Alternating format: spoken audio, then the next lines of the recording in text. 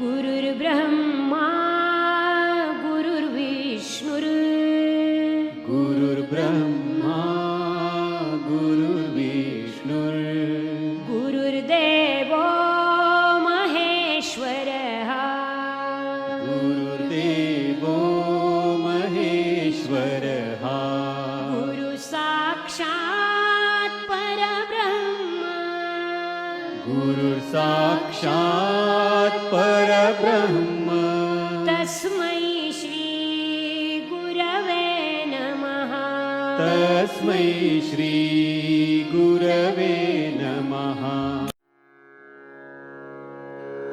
ॐ नमो भगवते वासुदेवाय ॐ नमो भगवते वासुदेवाय ॐ नमो भगवते वासुदेवाय ॐ नमो भगवते वासुदेवाय ॐ नमो भगवते वासुदेवाय वासुदेवाय वासुदेवाय। प्रेम से बोलो श्री कृष्ण भगवान की जय।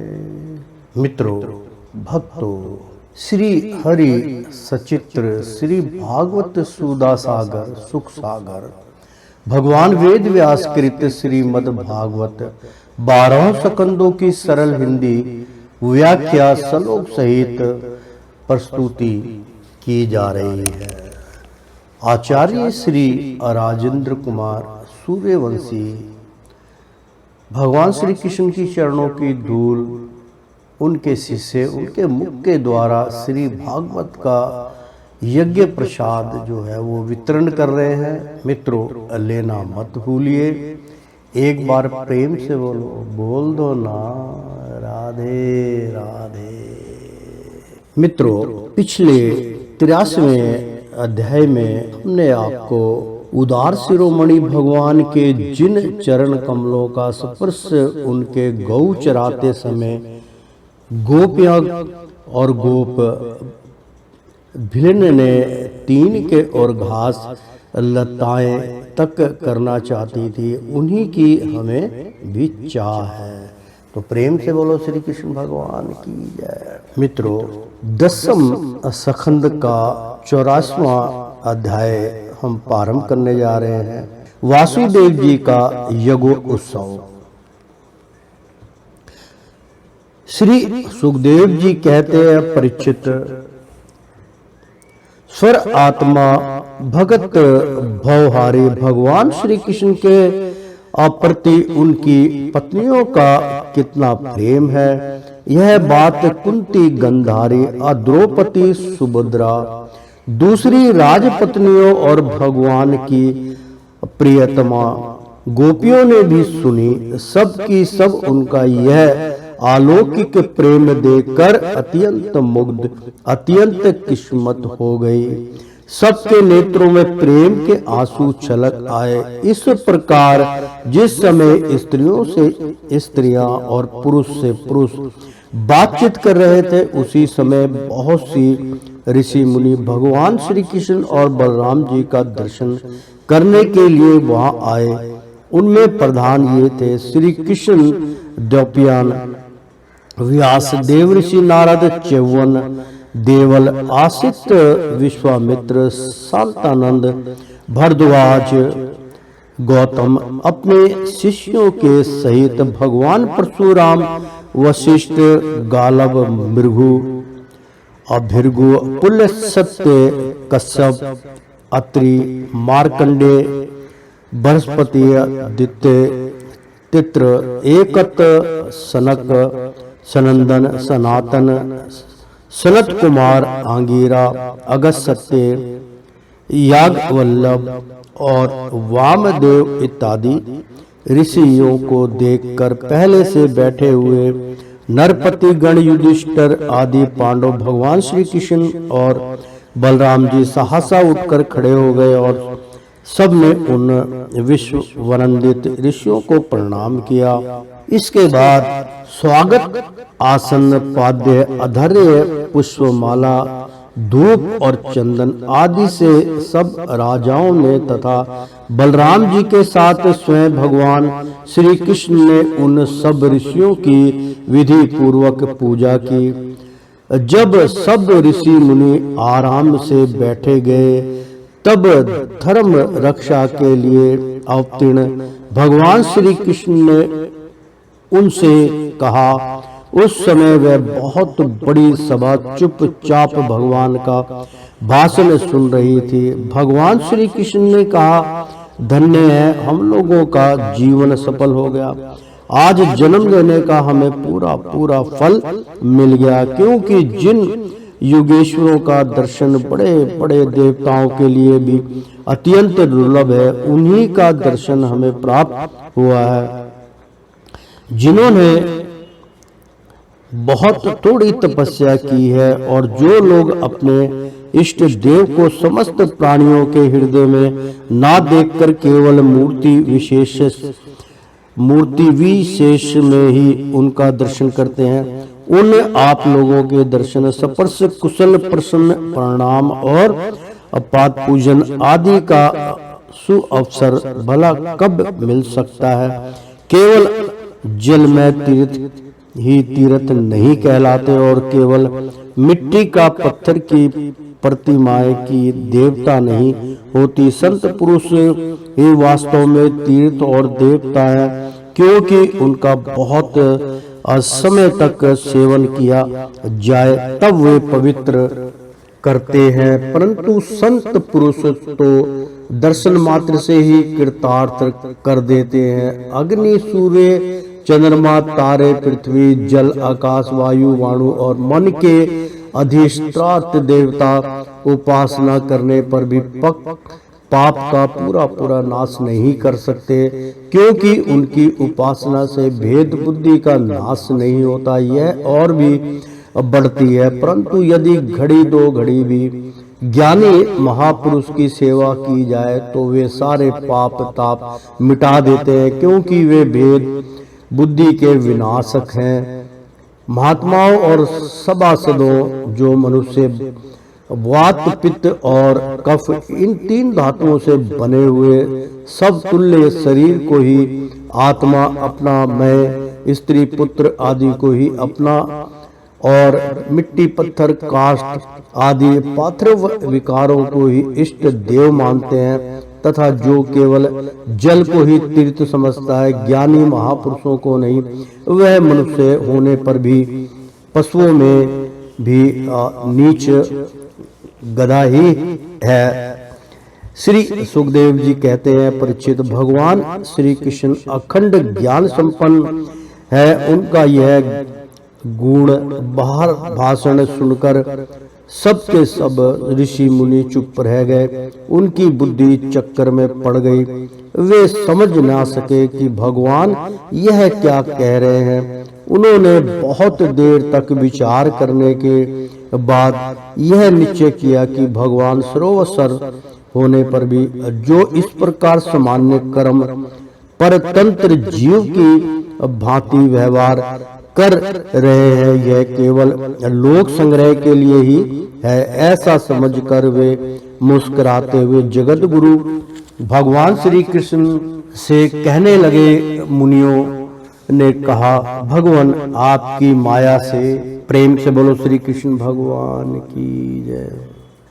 मुनियों ने कहा, भगवान आपकी माया से प्रजापतियों के आदेश्वर मारीची आदि तथा बड़े बड़े तत्व ज्ञानी हम लोग मोहित हो रहे हैं। आप स्वयं ईश्वर होते हुए भी मनुष्य की सी चेष्टाओं से अपने को छिपाए रखकर जीव की भांति आचरण करते हैं। भगवान सचमुच आपकी लीला अत्यंत विचित्र है, परम आश्चर्यमयी है। जैसे पृथ्वी अपने विकारों, वृक्ष, पत्थर, घट आदि के द्वारा बहुत से नाम और रूप ग्रहण कर लेती है, वास्तव में वह एक ही है, वैसे ही आप एक और चेष्टाहीन होने पर भी अनेक रूप धारण कर लेते हैं और अपने आप से ही इस जगत की रचना, रक्षा और संहार करते हैं। फिर पर यह सब करते हुए भी इन कर्मों से लिप्त नहीं होते।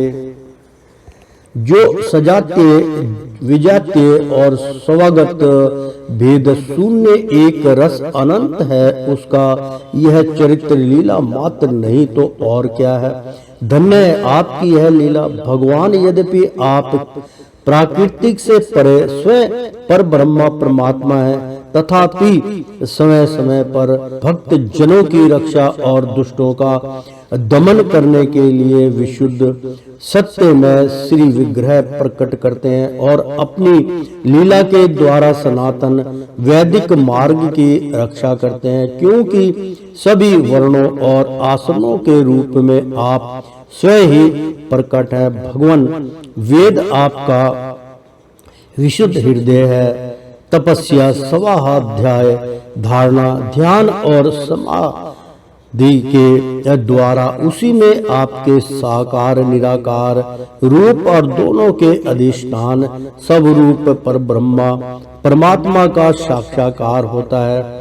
परमात्मन ब्राह्मण ही वेदों के आधारभूत आपके स्वरूप की उपलब्धि के स्थान है। इसी से आप ब्राह्मणों का सम्मान करते हैं और इसी से आप ब्राह्मण भक्तों में अग्र गण्य भी हैं। आप स्वर विद्ध कल्याण साधनों की चरम सीमा है और संत पुरुषों की एकमात्र गति है। आपसे मिलकर आज हमारे जन्म विधा तप और ज्ञान सफल हो गए। वास्तव में सबके परम फल आप ही हैं। प्रभु आपका ज्ञान अनंत है। आप स्वयं सच्चिदानंद स्वरूप पर ब्रह्मा परमात्मा भगवान है। आपने अपनी अचिन्त्य शक्ति अयोग माया के द्वारा अपनी महिमा छिपा रखी है। हम आपको नमस्कार करते हैं। ये सभा में बैठे हुए राजा लोग और दूसरों की तो बात ही क्या, स्वयं आपके साथ आहार विहार करने वाले यदुवंशी लोग भी आपको वास्तव में नहीं जानते, क्योंकि आपने अपने स्वरूप को जो सबका आत्मा जगत का आदि कारण और नियंता है माया के पर्दे से ढक रखा है। जब मनुष्य स्वप्न देखने लगता है उस समय स्वप्न के मिथ्या पदार्थों को ही सत्य समझ लेता है और नाम मात्र की इंद्रियों से प्रतीत होने वाले अपने स्वप्न शरीर को ही वास्तविक शरीर मान बैठता है। उसे उतनी देर के लिए इस बात का बिल्कुल ही पता नहीं रहता स्वप्न शरीर के अतिरिक्त एक जागृत अवस्था का शरीर भी है। ठीक इसी प्रकार जागृत अवस्था में भी इंद्रियों की प्रवृत्ति रूप माया से चित्त मोहन और मोहित होकर नाम मात्र के विषयों में भटकने लगता है। उस समय भी चित्त के चक्कर से विवेक शक्ति ढक जाती है और जीव यह नहीं जान पाता कि आप इस जगत संसार से परे हैं। प्रभु बड़े बड़े ऋषि मुनि अत्यंत पक्व योग साधना के द्वारा आपके उन चरण कमलों को हृदय से धारण करते हैं जो समस्त पाप शरीर को नष्ट करने वाले गंगा जल के भी आश्चर्य स्थान है। वह बड़े सौभाग्य की बात है कि आज हमें उन्हीं का दर्शन हुआ है। प्रभु हम आपके भक्त हैं, आप हम पर अनुग्रह कीजिए, क्योंकि आपके परम पद की प्राप्ति उन्हीं लोगों को होती है जिनका लिंग शरीर रूप जीव को आपकी उस कष्ट भक्ति से द्वारा नष्ट हो जाता है। प्रेम से बोलो श्री कृष्ण भगवान की जय। मित्रों, बहुत ही सुंदर प्रसंग चल रहा है। मैं आशा करता हूँ आप लोगों से कि आप इस प्रसाद को बड़े प्रेम और ध्यान पूर्वक जो है ग्रहण कर रहे होंगे, क्योंकि इतनी महत्वपूर्ण इसके अंदर जो वार्तालाप हो रही है भगवान के द्वारा वो ज्ञान यज्ञ है। उस ज्ञान यज्ञ के द्वारा जो प्रसाद वितरण हो रहा है उसको मित्रों लेना कभी मत भूलिएगा।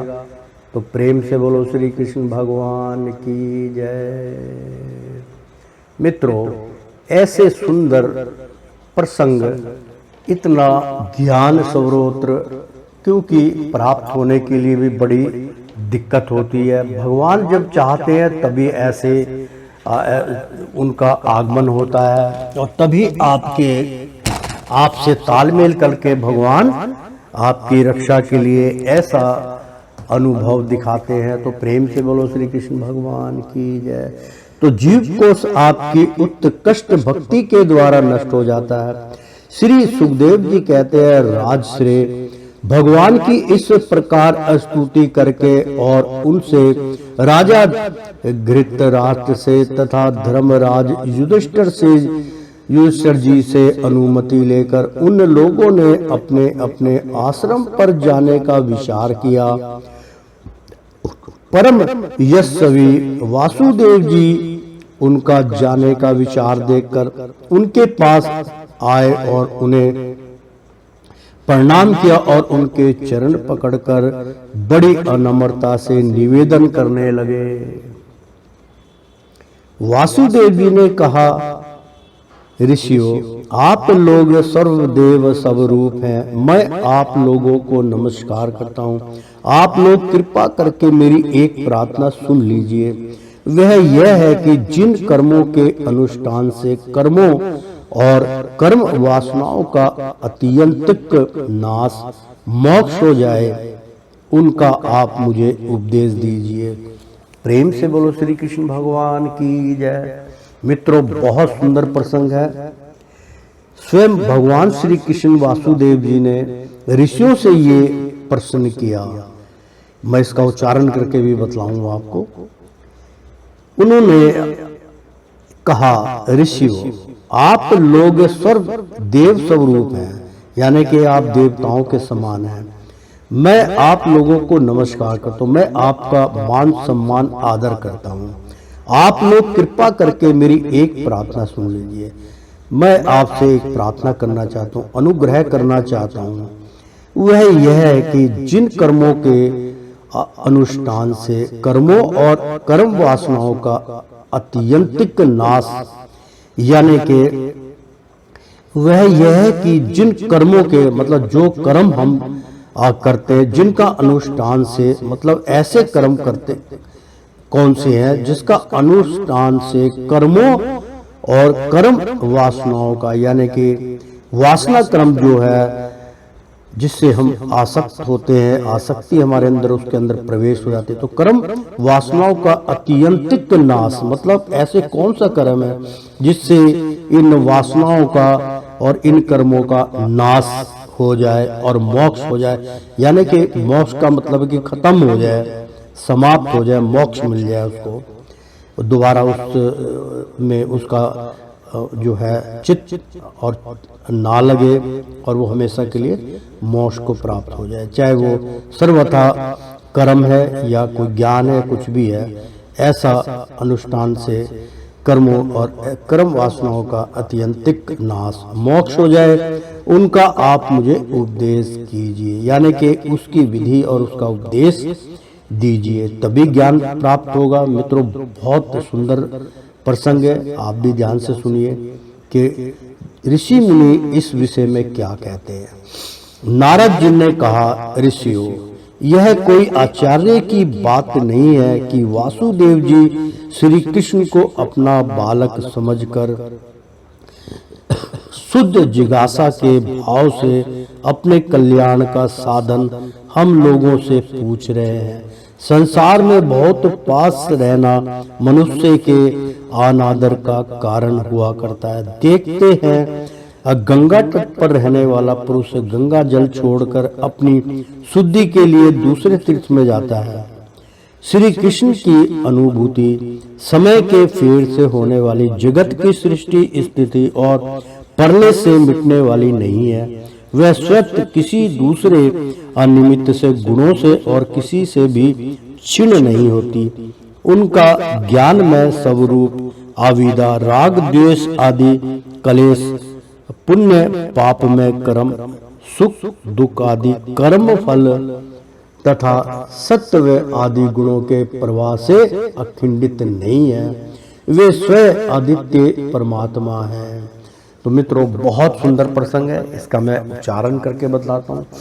सर्वप्रथम भगवान श्री कृष्ण के प्रश्न का उत्तर देते हुए सर्वप्रथम सर्वश्रेष्ठ नारद जी ने कहा, ऋषियों भक्तों, यह कोई आश्चर्य की बात नहीं है।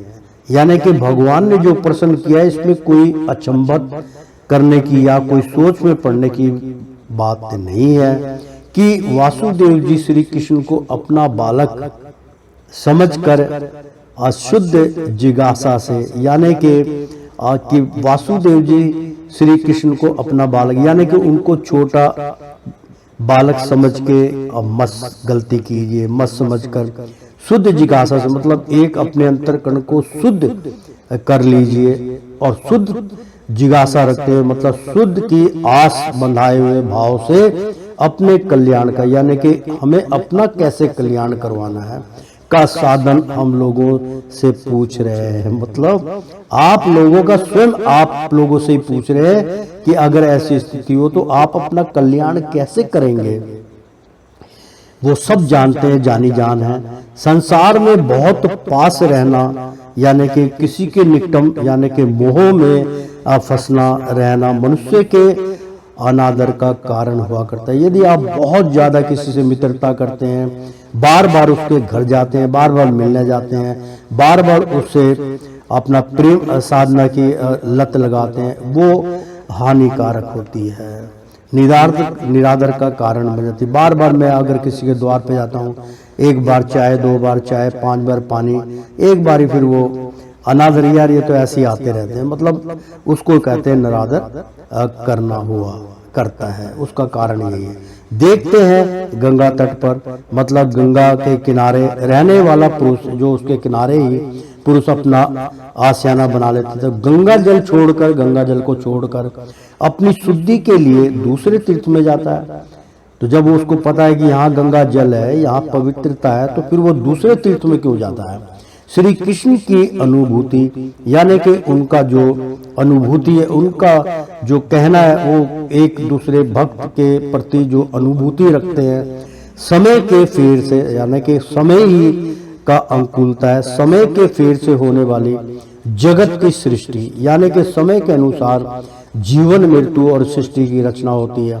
तो स्थिति और प्रलय, यानी कि समाप्ति और उसका प्रलय से मिटने वाली नहीं है। यानी कि श्री कृष्ण की अनुभूति, मतलब उनका अनुमान ये है कि समय के फेर से होने वाली जगत की सृष्टि, स्थिति और प्रलय से निपटने वाली नहीं। यानी कि आप जितना मर्जी चाहे तीर्थ कर लो, चाहे आप जितना मर्जी भजन कीर्तन कर लो, जितना मर्जी कहीं पे भी चले जाओ, लेकिन जो समय है उसके अनुसार ही सृष्टि, स्थिति और प्रलय से कभी भी तुम्हारे कहने से ना तो मिटेगी ना मिटती है।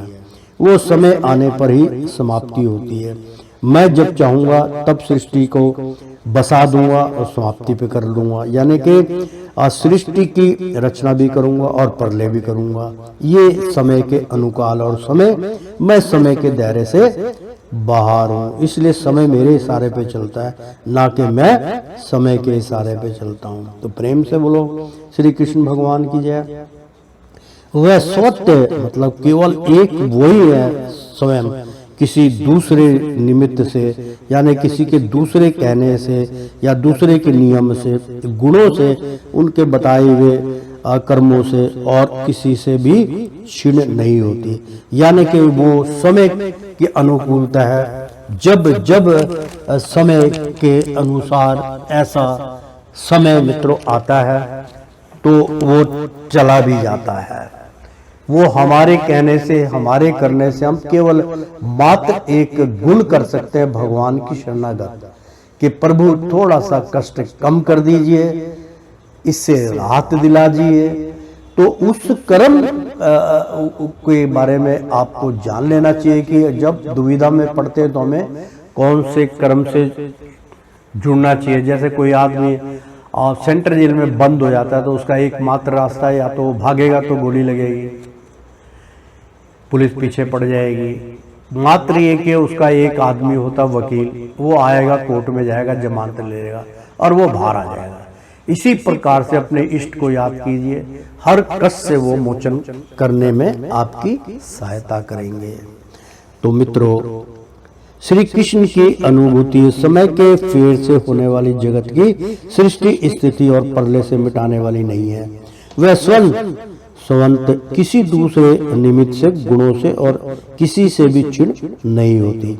यानी कि जो उनकी शक्ति, उनका जो समय है, वो कोई भी नहीं रोक सकता। उनका ज्ञान में स्वरूप अविदा, यानी कि उनका जो ज्ञान है, मतलब जो अंदर का अंतरकरण का ज्ञान है, मतलब उनका ज्ञान में, मतलब जो उनके मन के अंदर ज्ञान बसा, वो अपने स्वरूप में उनका ज्ञान अविदा, जिसकी कोई विद्या का जानकारी नहीं है, तो उनका स्वरूप अविदा राग देशु, मतलब जो हम इधर उधर की बातों में, उनके द्वेष में आदि कलेश, यानी कि राग द्वेष, यार ऐसा क्यों कर दिया, वैसा क्यों कर दिया, ये नहीं होना चाहिए तो वो नहीं होना चाहिए, तो आदि कलेश, और ये करेंगे तो पाप लगेगा और ये काम करेंगे तो पुण्य लगा, यानी कि पुण्य पाप में कर्म, सुख दुख आदि कर्म फल, मतलब जो पुण्य है, पाप है, ऐसे कर्म है जो सुख देते हैं फिर दुख देते हैं, कर्म फल तथा सत्व, मतलब कर्म फल जो सत्य है, आदि गुणों के प्रवाह से खंडित नहीं है। मतलब जो सत्व कर्म होते हैं, जैसे कि सत्व गुण के प्रति, जैसे भगवान श्री कृष्ण की यदि हम उनके चरणों की अनुभूति करते हैं, अनुभूति लेते हैं, उनके चरणों में ध्यान लगाते हैं, केंद्रित करते हैं, भगवान की चरणों की पूजन करते हैं, भगवान के चरणों को हम पृथ्वी से कुछ ऊंची दूरी पर, यानी कि लगभग 3 या 4 फुट की दूरी आप पर कर लीजिए भगवान का ध्यान, और भगवान के चरणों के नीचे बैठ जाइए और ध्यान कीजिए कि जो मेरे दोनों हाथ में जल है वो भगवान के, यानी कि मेरा ध्यान जो उनके पंजों की तरफ मेरा बाहरी मुख है, और मैंने दोनों हाथ में अपने उनके चरण के नीचे बैठा हूँ और अपने दोनों हाथों से भगवान के चरण गंगा जल से पसार रहा हूँ, और वो गंगा जल जो उनके चरणों से निकला उससे मैं स्नान कर रहा हूँ। तो मेरी आत्मा, मेरा मन, मेरी सारी इंद्रियां तृप्त हो रही हैं, भगवान की तरफ आकर्षित हो रही हैं। तो प्रेम से बोलो श्री कृष्ण भगवान की जय। ये भी साथ के साथ मित्रों, जब समय आता है, जब मौका लगता है, तो मैं उच्चारण करके आपको मतलब गुणक रहस्य भी बतलाए। तो ये बहुत बड़ा गुणक रहस्य जो मैंने अभी अभी आपको प्रदान किया है कि आप ऐसी कल्पना कीजिए, भगवान का स्वयं रूप मत देखिए। भगवान का रूप इतना बड़ा है कि हम उसको देख नहीं सकते, उसको छोटा कर सकते, तो आप चरणों की उनकी कल्पना कर सकते हैं। जैसे कि एक पृथ्वी है, पृथ्वी उनके चरण है मान लीजिए, तो आप अपना आकार भी छोटा कर लीजिए, उनका आकार भी छोटा कर लीजिए, तो उनको उनके चरण की, यानी कि चरण मान लीजिए 3 फुट 4 फुट, मतलब उनकी लंबाई चौड़ाई कर लीजिए, ठीक है, एक छत का नुमा हो जाएगा, और उसको 4 फुट ऊंचा समझिए, क्योंकि भगवान श्री कृष्ण जो है उनके चरण ये पृथ्वी पर नहीं पड़ते, अपना जब स्वरूप दिखाते हैं वो, तो उस पृथ्वी से ऊपर रहते हैं, क्योंकि उनके चरण पड़ते ही पृथ्वी में भूचाल आ जाएगा। तो मित्र, वो जब हमारा जैसे साधारण व्यक्ति का रूप धारण करके इसका संचार करते हैं, तब वो उस शक्ति जब होती है, तब जरूरत पड़ती है, तब उसका इस्तेमाल करते हैं। तो इसीलिए आप उनके चरणों के नीचे बैठ जाइए, दोनों हाथ से आप लोटे को उठाइए, आप देखेंगे कि आपका हाथ, मतलब पहला मैं इसका उदाहरण दे रहा हूँ कि जी इसको हम सत्य कैसे माने, मैं बता रहा हूँ आपको। आप ध्यान कीजिए, आप उनके चरणों में बैठ जाइए, जो उनकी पंजे हैं, मतलब जो पाँव की उनकी उंगलियां हैं, उधर आपके नेत्र होने चाहिए, बीच में आप बैठे होंगे। तो दोनों हाथ जो है उसमें आपका बड़ा जल होगा, लोटा, छोटा लोटा नहीं, जितने बड़े से बड़ा लोटा है, बल्कि कलश होगा एक, उसको हाथ में आप उठा लीजिए और ऊपर उठाइए। आपके दोनों हाथ अपने आप ही लंबे हो जाएंगे। ये गुणक रहस्य मित्रों मैं नहीं बताना चाहता, फिर भी मैं बता रहा हूँ। जब आप उस क्रिया को करेंगे आपके हाथ अपने आप ही ऑटोमेटिक लंबे होते जाएंगे।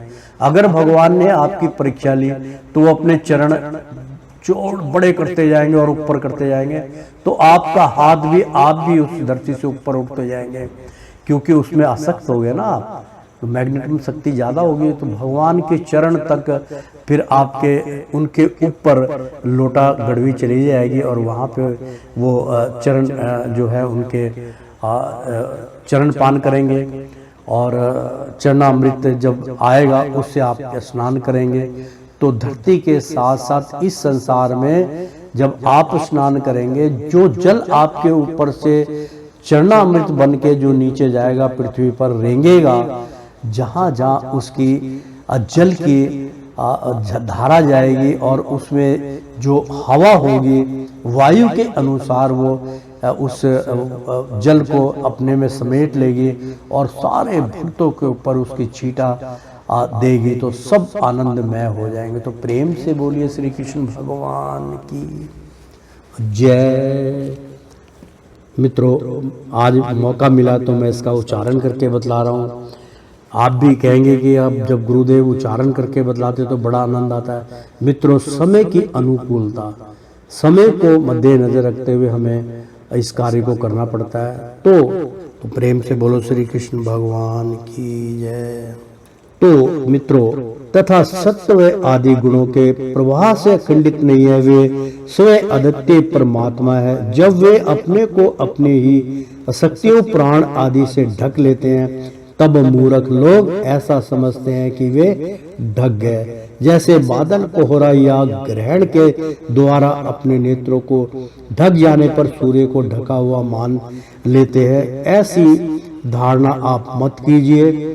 भगवान ना तो कभी लुप्त होते हैं, ना कभी वो ढकते हैं, ना ही उनको कोई इस प्रकार से, वो तो उनकी माया है। वो अपने आप को ये माया के चुंगल में घेर लेते हैं, आपको भ्रमित कर देते हैं। आप भ्रमित मत होइए। आपकी आत्मा अजय अमर है। आत्मा के अंदर प्रतिबिंब है, उसमें हरि का प्रतिबिंब, हरि का प्रकाश है। जब भी आप उस प्रकाश में जाकर बैठेंगे, देखेंगे, सब कुछ आपको प्राप्त होगा। तो प्राण आदि से ढक लेते हैं, यानी कि जो उनकी शक्तियाँ उससे अपने आप को ढक लेते हैं। तब मूर्ख लोग, यानी कि हमारे जैसे मूर्ख लोग ऐसा समझते हैं कि वे ढक गए, यानी कि सूर्य ढक गया भाई, भूचाल आ जाएगा। कुछ नहीं होता। जैसे बादल कोहरा या ग्रहण के द्वारा अपने नेत्रों के ढक जाने पर सूर्य को ढका हुआ मान लेते हैं, लेकिन कुछ समय के बाद, कुछ घंटों के बाद सूर्य अस्त हो जाता है, फिर दिखाई देना शुरू हो जाता है। तो परीक्षित, इसके बाद ऋषियों ने भगवान श्री कृष्ण, बलराम जी और अन्य राजाओं के सामने ही वासुदेव को संबोधित करके कहा, कर्मों के द्वारा कर्म वासनाओं और कर्म फलों का अत्यंतिक नाश करने का सबसे अच्छा उपाय यह है कि यज्ञ आदि के द्वारा समस्त यज्ञों के अधिपति भगवान विष्णु की श्रद्धा पूर्वक आराधना करें। बहुत सुंदर प्रसंग मित्रों। मैंने खैर ये जो प्रसंग जब तक आपके पास पहुंचेगा तो काफ़ी समय निकल चुका होगा। हो सकता है कि 1 साल के बाद ही आपके पास ये प्रसंग आए। इसकी व्याख्या मैंने कोरोना काल में मैं कर चुका हूँ कि मतलब जो है राजस्व यज्ञ जो है वो आप सब मिलके करवाइए, तो वो एक प्रकार का विष्णु यज्ञ ही होता है, जो प्रत्येक आदमी 10-20 आदमी मिलकर करवा सकते हैं। उसमें ज़्यादा धन की आवश्यकता नहीं होती। उसका उल्लेख भी इसमें आ गया है मित्रों, इसलिए मैं इसका उच्चारण करके बतलाता हूँ कि परीक्षित, इसके बाद ऋषियों ने, यानी कि जो ऋषि मुनि भगत थे, भगवान श्री कृष्ण, बलराम जी और अन्य राजाओं के सामने ही वासुदेव को संबोधित करके कहा, मतलब उनके सबके सामने भगवान श्री कृष्ण को अपने संबोधित करके, यानी कि उनको सामने रख के कर्मों की, मतलब जो हम कर्म करते उसके द्वारा कर्म वासनाओं, मतलब कौन से कर्म से कर्म वासनाओं और कर्म फलों का अत्यंतिक नाश, यानी कि ऐसा कौन सा कर्म फल करें प्रभु कि जिसका अत्यंतिक नाश हो जाए। यानी कि ये सब जो चीज़ें हमारे अंदर से जो वासना कर्म है वो समाप्त हो जाए, हमें किसी का मोह ना रहे, तो उसके लिए भगवान स्वयं कहते हैं, यानी कि जो ऋषि मुनि थे उनके द्वारा भगवान स्वयं कहते हैं कि द्वारा कर्म वासनाओं और कर्म फलों का अत्यंतिक नाश करने का सबसे अच्छा उपाय यह है। स्वयं भक्तों ने भी, भगवान ने भी इसका वर्णन किया है कि सबसे सुंदर उपाय है कि यज्ञ आदि के द्वारा समस्त यज्ञों के अधिपति, मतलब जितने भी आप यज्ञ करते हैं सब भगवान विष्णु को भी संप्रीत होते हैं। जो प्रसाद चढ़ाते हैं सब विष्णु नारायण को ही जाता है।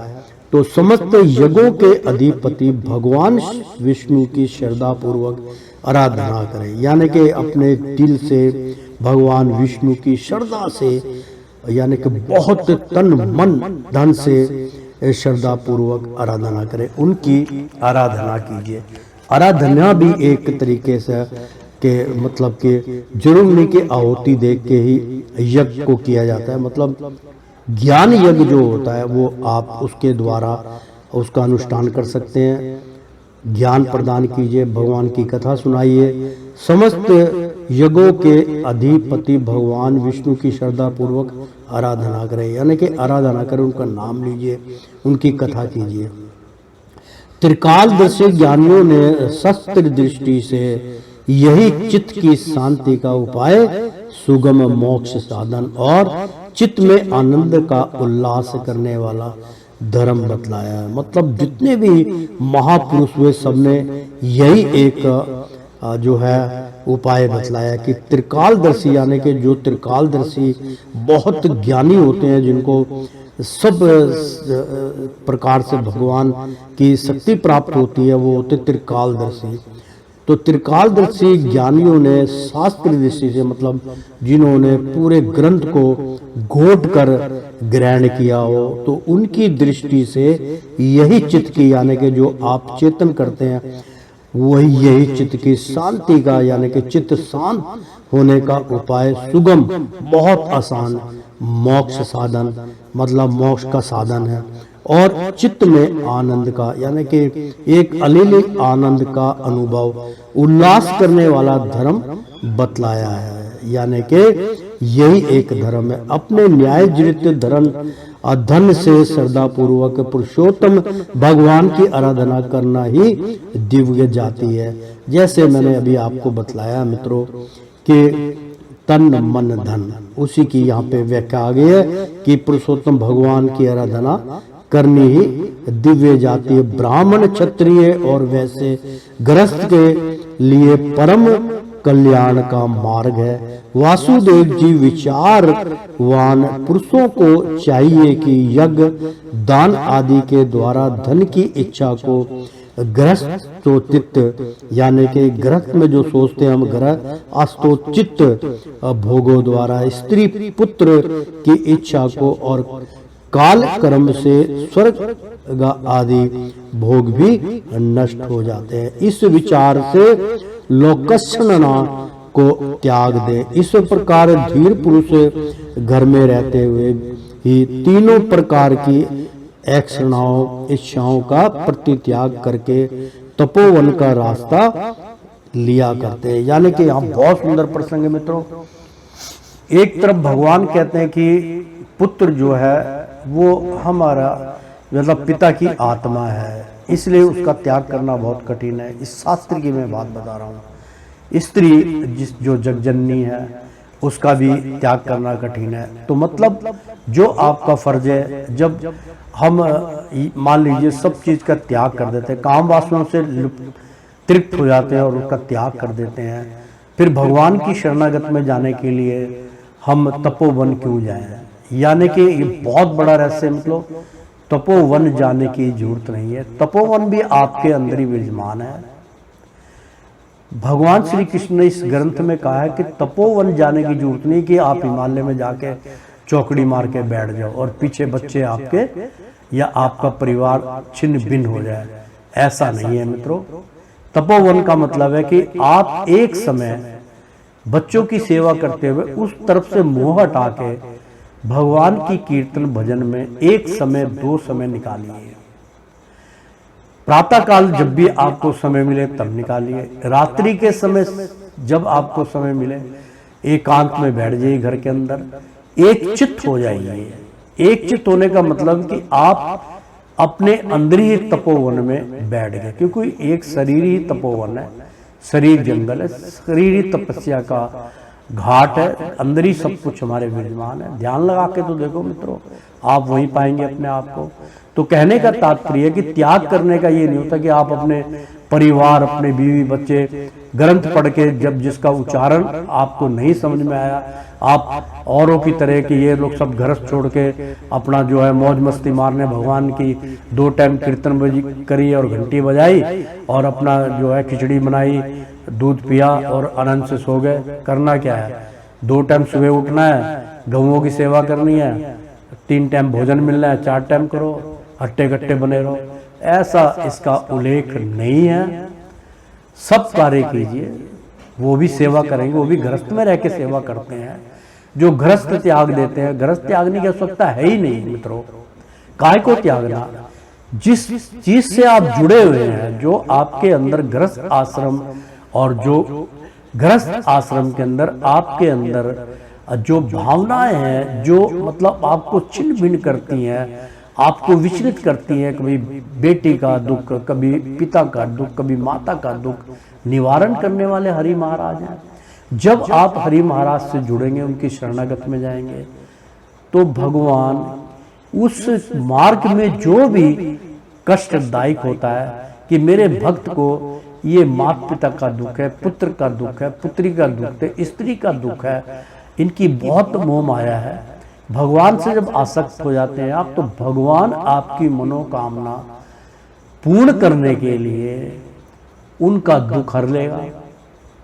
फिर आपका और चित्त लगेगा भगवान के उस महिमा में। तो मित्रों, किसी चीज का त्याग करने की आवश्यकता नहीं। त्याग करना है तो उन कर्मों का त्याग कीजिए जो मोक्ष की बाधा है, जो आपको भजन कीर्तन करने में जो रुकावट करती है ना। तो आप ये मत सोचिए यार उधर पिता मेरी जो है राह तक रहे हैं, मेरी माता तक रही है, वो दुख पा रहे और मैं भजन कीर्तन कर रहा हूँ। ये मूर्खता बीच का जो पॉइंट है, इसको समाप्त कर दीजिए। जब आप भगवान से जुड़ते हैं, उनकी आराधना करते हैं, तो जो रास्ते में रुकावट आती है उसका वो हमेशा के लिए निवारण कर देते। तो प्रेम से बोलो श्री कृष्ण भगवान की जय। तो इसका मतलब मित्रों कि इच्छाओं का परित्याग करके तपोवन का रास्ता ले लिया करते थे, यानी कि इन सब को छोड़ के भगवान का आसरा ले लेते थे। समर्थ वासुदेव जी ब्राह्मण, क्षत्रिय और वैश्य, ये तीनों देवता, ऋषि और पितरों का ऋण लेकर ही पैदा होते हैं। इनके ऋणों से छुटकारा मिलता है। बहुत सुंदर प्रसंग, मतलब ऋण, आपको पता हमारी योग, हमारी जो है ज्योतिष भी इस बात को कहते हैं कि आप जो है ऋणी हैं, आपके पर ऋण दोष है पितरों का। ये इसमें व्याख्या आ रही है, ध्यान से सुनिएगा। ये तीनों देवता, ऋषि और पितरों का ऋण लेकर ही पैदा होते हैं। उसके पीछे का कारण क्या है? ऋण कैसे लिया जाता और कैसे दिया जाता? समर्थ, यानी कि उसी में भगवान श्री कृष्ण कहते हैं कि समर्थ वासुदेव जी ब्राह्मण, क्षत्रिय और वैश्य, ये तीनों, क्योंकि तीनों से ये संसार चलता है, ये तीनों देवता, ऋषि और पितरों का ऋण लेकर ही पैदा होते हैं। तो भाई जब ये हमारी किस्मत में लिखा है ऋण, तो इसका जब लेके पैदा होते तो इसका निवारण भी तो है।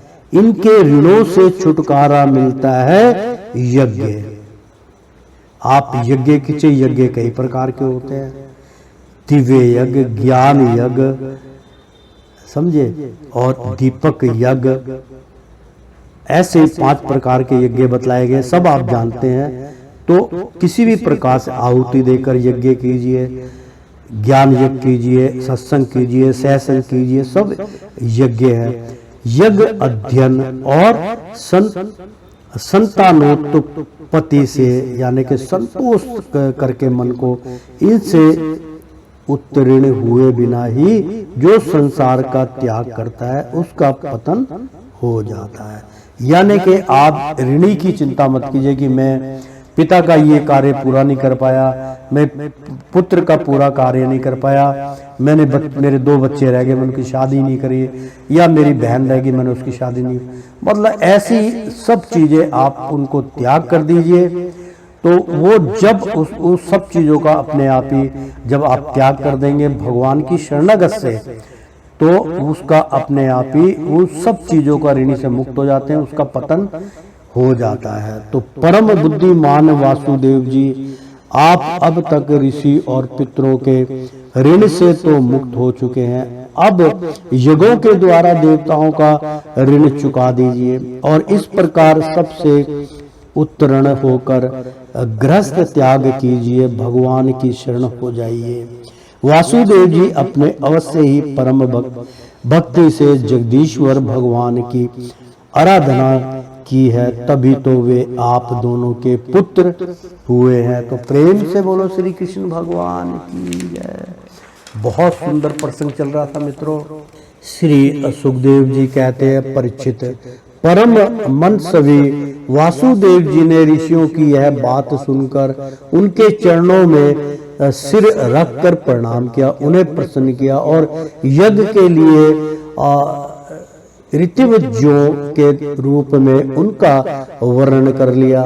राजन, जब इस प्रकार वासुदेव जी ने धर्म पूर्वक ऋषियों को वर्ण कर लिया, तब उन्होंने पुण्य क्षेत्र कुरुक्षेत्र में परम धार्मिक वासुदेव जी के द्वारा उत्तमोत्तम यानी कि उत्तमोत्तम सामग्री से युक्त यज्ञ करवाए। परीक्षित, जब वासुदेव जी ने यज्ञ की दीक्षा ले ली, तब यदुवंशियों ने स्नान करके सुंदर वस्त्र और कमलों की मालाएं धारण कर ली। राजा लोग वस्त्र भूषणों से खूब सुजीवित हो गए। वासुदेव जी की पत्नियों ने सुंदर वस्त्र, अंगराग और सोने के हारों से अपने को सजा लिया और फिर वे सब बड़े आनंद से अपने अपने हाथों में मंगलिक सामग्री लेकर यज्ञशाला में आई। उस समय मृदंग, पखवाद्य, शंख, ढोल और नंगारे आदि बाजे बजने लगे, नट और नर्तकियां नाचने लगे, सूर और मागध स्तुति गान करने लगे, गंधर्वों के साथ सुरीले गले वाली गंधर्व पत्नियां गान करने लगी। वासुदेव जी ने पहले नेत्रों में अंजन और शरीर में मक्खन लगा लिया, फिर उनकी देव की आदि 18 पत्नियों के साथ उन्हें ऋत्विज जनों से महाभिषेक की विधि से वैसे ही अभिषेक कराया, जिस प्रकार प्राचीन काल में नक्षत्रों के साथ चंद्रमा का अभिषेक हुआ था। उस समय यज्ञ में स्थित होने के कारण वासुदेव जी तो मृग चरम चार धारण किए हुए थे, परंतु उनकी पत्नियां सुंदर सुंदर साड़ी, कंगन, हार, पाजेब और कर्णफूल आदि आभूषणों से खूब सजी हुई थी। वे अपनी पत्नियों के साथ भली भांति शोभायमान हुए। महाराज वासुदेव जी के ऋत्विज और सदस्य रत्न जड़ित आभूषण तथा रेशमी वस्त्र धारण करके वैसे ही सुशोभित हुए जैसे पहले इंद्र के यज्ञ में हुए थे। उस समय भगवान श्री कृष्ण और बलराम जी अपने अपने भाई, बंधु और स्त्री पुरुष के साथ इस प्रकार शोभायमान हुए जैसे अपनी शक्तियों के साथ समस्त जीवों के ईश्वर स्वयं भगवान समस्त जीवों के अभिमानी श्री शंकरषण तथा अपने विशुद्ध नारायण स्वरूप में शोभायमान होते हैं। प्रेम से बोलो श्री कृष्ण भगवान की जय। वासुदेव जी ने प्रत्येक यज्ञ में ज्योतिषों, दस पूर्णमास आदि प्राकृत यज्ञों, सौरस्त्रादि वैकत्र यज्ञों और अग्निहोत्र आदि अन्य यज्ञों की द्वारा द्रव्य क्रिया और उनके ज्ञान के मंत्रों के स्वामी विष्णु भगवान की आराधना की। इसके बाद उन्होंने उचित समय पर ऋष्ट तत्वजनों को वस्त्रालंकारों से सुसज्जित किया और शास्त्र के अनुसार बहुत सी दक्षिणा तथा प्रचुर धन के साथ अलंकृत गौवें और पृथ्वी और सुंदरी कन्याएं दी। उसके बाद महर्षियों ने पत्नी संध्याज नामक यज्ञान और अवमृत स्नान अर्थात यज्ञांत स्नान संबंधी आवेश कर्म कराकर वासुदेव जी को आगे करके परशुराम जी के बनाए हृदय में राम हृदय में स्नान किया। स्नान करने के बाद वासुदेव जी और उनकी पत्नियों ने बंदनी जनों को अपने सारे वस्त्राभूषण दे दिए तथा स्वयं नए वस्त्राभूषण से सुयोजित होकर उन्होंने ब्राह्मणों से लेकर कुत्तों तक को भोजन कराया। तदअंतर अपने भाई बंधुओं, उनके स्त्री पुत्रों तथा विदर्भ, कौशल, कुरु, काशी, ककई और सुझे आदि देशों के राजाओं, सदस्यों, ऋत्विजों, देवताओं, मनुष्यों, भूतों, पितरों और चरणों को विदाई के रूप में बहुत सी भेंट देकर सम्मानित किया। वे लोग लक्ष्मीपति भगवान श्री कृष्ण की अनुमति लेकर यज्ञ की प्रशंसा करते हुए अपने अपने घर चले गए। परीक्षित, उस समय राजा धृतराष्ट्र, विदुर, युधिष्ठिर, भीम, अर्जुन, भीष्म पितामह, द्रोणाचार्य, कुंती, नकुल, सहदेव, नारद, भगवान वासुदेव तथा दूसरे सवजन, संबंधी और बांधव अपने हितैषी बंधु यादवों को छोड़कर जाने के अत्यंत वीरा व्यवस्था का अनुभव करने लगे। उन्होंने अत्यंत आर्द्र चित्त से यदुवंशियों का आलिंगन किया और बड़ी कठिनाई से किसी प्रकार अपने अपने देश को गए। दूसरे लोग भी उनके साथ ही वहां से रवाना हो गए। परीक्षित, भगवान श्री कृष्ण, बलराम जी तथा उग्रसेन आदि ने नंद बाबा एवं अन्य सब गोपों की बहुत बड़ी बड़ी सामग्रियों से अर्चना पूजा की, उनका सत्कार किया और वे प्रेम परवश होकर बहुत दिनों तक वहीं रहे। वासुदेव जी अनायास ही अपने बहुत बड़े मनोरथ का महासागर पार कर गए थे। उनके आनंद की सीमा न थी। सभी आत्मीय सवजन उनके साथ थे। उन्होंने नंद बाबा का हाथ पकड़ कर कहा, वासुदेव जी ने कहा, भाई जी, भगवान ने मनुष्यों के लिए एक बहुत बड़ा बंधन बना दिया है। उस बंधन का नाम है अस्त्र है प्रेम पास। मैं तो ऐसा समझता हूँ कि बड़े बड़े सूरवीर और योगी यति अभी उसे तोड़ने में असमर्थ हैं। आपने हम आकर्तज्ञों के प्रति अनुपम मित्रता का व्यवहार किया है। क्यों ना हो आप शरीके संत शिरोमणि का तो ऐसा स्वभाव ही होता है। हम इसका कभी बदला नहीं चुका सकते, आपको इसका कोई फल नहीं दे सकते। फिर भी हमारा यह मैत्री संबंध कभी टूटने वाला नहीं है। आप इसको सदा निभाते रहेंगे। भाई जी, पहले तो बंदी गृह में बंद होने के कारण हम आपका कुछ भी प्रिय और हित ना कर सके।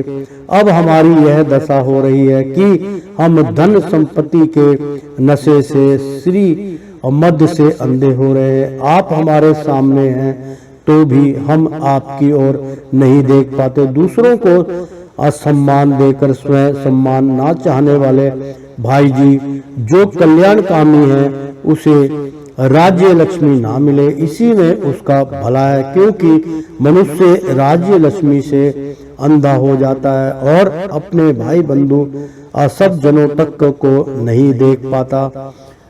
श्री सुखदेव जी कहते हैं, परीक्षित, इस प्रकार कहते कहते वासुदेव जी का हृदय प्रेम से गदगद हो गया। उन्हें नंद बाबा की मित्रता और उपकार स्मरण हो गए। उनके नेत्रों प्रेमाश्रु उमड़ आए, वे रोने लगे। नंद जी अपने सखा वासुदेव जी को प्रसन्न करने के लिए एवं भगवान श्री कृष्ण और बलराम जी के अप्रेम पास में बंद कर आजकल करते करते 3 महीने तक वहीं रह गए। यदुवंशियों ने जी भर उनका सम्मान किया। इसके बाद बहुमूल्य आभूषण, रेशमी वस्त्र, नाना प्रकार की उत्तमोत्तम सामग्रियों और भोगों से नंद बाबा को, उनके ब्रजवासी साथियों को और बंधुओं को खूब तृप्त किया। वासुदेव जी, उग्रसेन, श्री कृष्ण, बलराम, उद्र आदि यदुवंशियों ने अलग अलग उन्हें अनेकों प्रकार की भेंट दी। उनके विदा करने पर उन सब सामग्रियों को लेकर नंद बाबा अपने आविर्ज के लिए रवाना हुए। नंद बाबा गोपों और गोपियों का चित्त भगवान श्री कृष्ण के चरण कमलों में इस प्रकार लग गया कि वे फिर प्रयत्न करने पर भी उसे वहां से लौटा ना सके। असुंतरा बिना ही मन के उन्होंने मथुरा की यात्रा की। प्रेम से बोलो श्री कृष्ण भगवान की जय। जब सब बंधु बांधव वहां से विदा हो चुके, तब भगवान श्री कृष्ण को ही एकमात्र इष्ट देव मानने वाले यदुवंशियों ने यह देखकर कि अब चर्चा करते हैं वर्षा ऋतु आ पहुंची है, द्वारका के लिए प्रस्थान किया। वहां जाकर उन्होंने सब लोगों से वासुदेव जी के यज्ञ महास्तों में सब जन संबंधियों के दर्शन, मिलन आदि तीर्थ यात्रा के प्रसंगों को कह सुनाया। तो श्रीमन नारायण नारायण हरि हरि, तेरी लीला सबसे न्यारी न्यारी, बोलो हरि हरि। ओ श्रीमन नारायण नारायण हरि हरि। प्रेम से बोलो श्री कृष्ण भगवान की जय। भोलेनाथ भंडारी की जय। मित्रों, आज का अध्याय बहुत ही सुंदर था। तो इसी बात पर एक बार बोल दो ना, राधे राधे।